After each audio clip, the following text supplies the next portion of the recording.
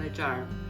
My name's Irene, and I'm going to show you how to hack these meals. They're not only a meal for you to take as a lunch to work or have it as a nice clean dinner, but we can make all sorts of different things with it too. Let's begin.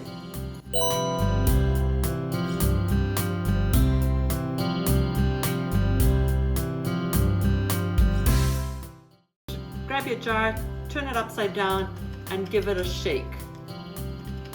You know, you kind of get a little bit of a workout. Then open up the jar and just drop it into your bowl.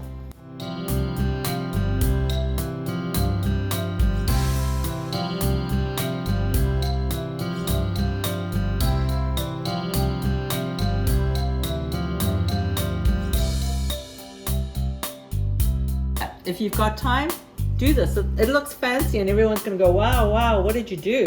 This looks amazing. Another way that you can do it is you can take simply a nice flour tortilla, nice and light like this. And we've already got sour cream in here, but I love sour cream. So what I'm going to do is put a little bit of sour cream in here and just mix it.